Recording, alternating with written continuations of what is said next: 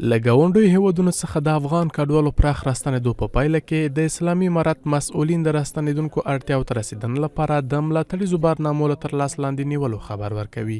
د دوی په وینا د جلال آباد ښار په اومه ناحیه کې 15,000 راستنو شویو کورنیو لپاره 3,000 هکټاره ځمکې د ویش لړۍ پیل شوې ده. پرودات ولسوالۍ کې یو شاهرک د هغې اراده لرو چې 18,980 جریبه ځمکه ده او په هغې باندې کار روان دی. په نږدې راتلونکي کې به انشاءالله هغه اداري مراحل به بشپړ شي.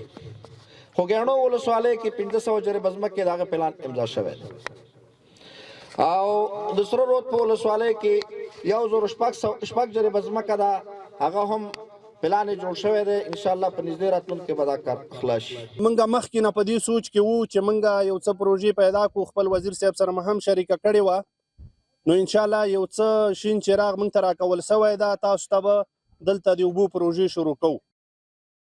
ورته مهال د هیواد په لوېدیځ زون کې د افغاني سرې میاشتې ټولنې 15,000 راستانه شویو کورنیو لپاره د خوراکي او غیرخوراکي کڅوړو د ویش بهیر پیل کړی دی. دغه کڅوړې چې وړاندې د ترکیې دولت لخوا سپارل شوي په هرات، غور، بادغیس، فراه او نیمروز ولایتونو کې ویشل کیږي.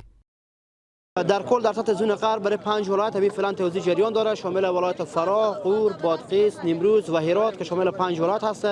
در هر 5 ولایت هر ولایت 1,000 خانواده توزیع جریان داره ان شاء الله. افغانستان حقن هر زمان موږ د تاریخ په اوږدو کې د افغان وروڼو تر څنګ درېدلي یو. د نن او راتلونکي مرستې د دواړو هیوادونو ترمنځ د دوستۍ نښه ده.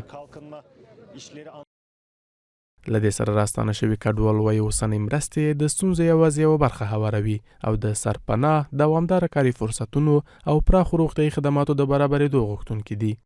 پاکستان تش راواړو سره د بچو سره تش راواړو او دلته راولو خپل ملک طرف ته او هر سمال ته پاتې شو. موږ په دې ځای کې راغلي دلته افغانستان ته الله رب العالمین دی اماراتو ته هغه وکړي چې موږ سره بھرپور تعاون او مدد وکړي تر څو پورې زموږ د غایس نشته، غربت د فقری د حالات خراب. دولت توقع داریم از جامعه جهانی، از کسانی که در راستای دولت و حکومتداری کار میکنن، یک کار فراهم کنن برای جوانان، برای کسانی که برگشتن به وطن، که خدا کنه که بالاخره یک کاری و سرنوشت به جوانا رقم بخوره. دا په داسې حال کې ده چې د کډوالو او راستنېدونکو چارو وزارت لخوا د وړاندې شوي شمېر پر بنسټ یوازې په 2025 زېږدیز کال کې نږدې 3 میلیون کډوال هیواد ته راستانه شوي دي.